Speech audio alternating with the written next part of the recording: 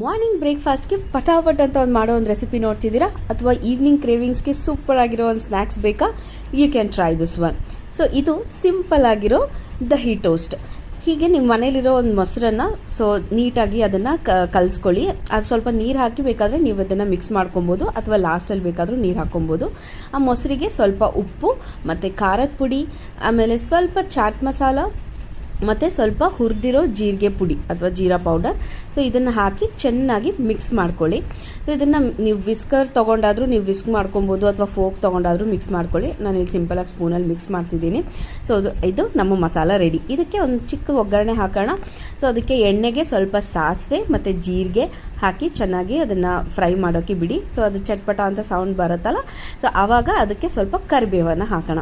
So ಕರಿಬೇವನ್ನು ಹಾಕಿ ಕರಿಬೇವನ್ನ ಚೆನ್ನಾಗಿ fry ಮಾಡ್ಕೊಳ್ಳಿ. So ಇದು ಸೂಪರಾಗಿ ಟೇಸ್ಟ್ ಬರುತ್ತೆ. ನಿಮಗೆ ಇಡೀ ಕರಿಬೇವು ಹಾಕಿ ಇಷ್ಟ ಅನಿಸುತ್ತೆ ಅಂದರೆ ನೀವು ಹಾಗಾದರೂ ಹಾಕಿ. ನನಗೆ ದೊಡ್ಡ ಕರಿಬೇವು ಇದ್ದರೆ ಅಷ್ಟು ಚೆನ್ನಾಗಿ ಅನಿಸಲ್ಲ, ಸೊ ನಾನು ಕಟ್ ಮಾಡಿ ಹಾಕ್ಕೊಂಡಿದ್ದೀನಿ. ಆ್ಯಂಡ್ ಮೊಸರಿಗೆ ಸ್ವಲ್ಪ ಅರಿಶಿನ ನಾನು ಹಾಕ್ಕೊತಿದ್ದೀನಿ. ನೀವು ಬೇಕಾದರೆ ಅರಿಶಿನ ಒಗ್ಗರಣೆಗಾದರೂ ಹಾಕಿ, ಅಥವಾ ಮೊದಲೇ ಮೊಸರಿಗೆ ಎಲ್ಲ ಮಸಾಲೆ ಹಾಕಬೇಕಾದ್ರೆ ಆವಾಗಾದರೂ ಹಾಕಿ ಮಿಕ್ಸ್ ಮಾಡ್ಕೊಬೋದು. ಸೊ ಈ ಮಾಡಿರೋ ಒಗ್ಗರಣೆನೂ ಇದಕ್ಕೆ ಹಾಕಿ ನಾವು ಇದನ್ನು ಚೆನ್ನಾಗಿ ಮಿಕ್ಸ್ ಮಾಡಿಕೊಂಡ್ರೆ ನಮ್ಗೆ ದಹಿ ಟೋಸ್ಟಿಗೆ ಬೇಕಾಗಿರೋ ಮಸಾಲ ರೆಡಿ. ಸೊ ಇದಕ್ಕೆ ನೀವು ಫ್ರೆಶ್ ಬ್ರೆಡ್ ತೊಗೊಳ್ಳಿ. ನೀವು ಯಾವ ಟೈಪ್ ಆಫ್ ಬ್ರೆಡ್ ನೀವು ಯೂಸ್ ಮಾಡ್ತೀರಾ, ಸೊ ಅದನ್ನು ನೀವು ತೊಗೊಬೋದು. ಅಥವಾ ವೀಟ್ ಫ್ಲೋರ್ದು ಬ್ರೆಡ್ ಇರ್ಬೋದು, ಅಥವಾ ಮೈದಾ ಬ್ರೆಡ್, ಅಥವಾ ಮಲ್ಟಿಗ್ರೇನ್ಸ್ ಬ್ರೆಡ್, ನೀವು ಯಾವ್ದು ಯೂಸ್ ಮಾಡ್ತೀರಾ ಅದು. ಸೊ ಅದೇ ಸೇಮ್ ಪ್ಯಾನಿಗೆ ನಾನು ಸ್ವಲ್ಪ ತುಪ್ಪ ಹಾಕ್ಕೊಂಡು ರೆಡಿ ಮಾಡಿರೋ ಮಿಕ್ಸರಲ್ಲಿ ಬ್ರೆಡ್ಡನ್ನು ಅದ್ಬಿಟ್ಟು ಸೀದಾ ತವಾ ಮೇಲೆ ಹಾಕಿ ಸ್ವಲ್ಪ ಹೊತ್ತು ಫ್ರೈ ಮಾಡ್ಕೊಳ್ಳಿ.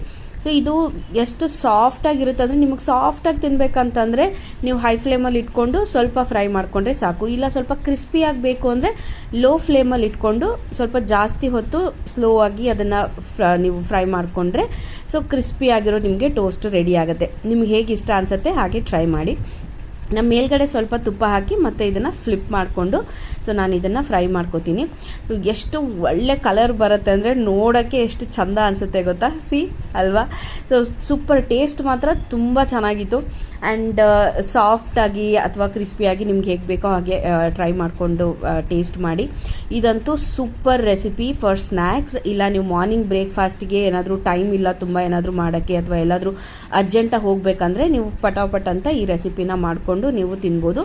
ಸೊ ಫಿಲ್ಲಿಂಗ್ ಆಗೂ ಇರುತ್ತೆ, ಸೂಪರ್ ಟೇಸ್ಟಿಯಾಗೂ ಇರುತ್ತೆ. ಟ್ರೈ ಮಾಡಿ ಹೇಗಿತ್ತು ಅಂತ ತಿಳಿಸಿ.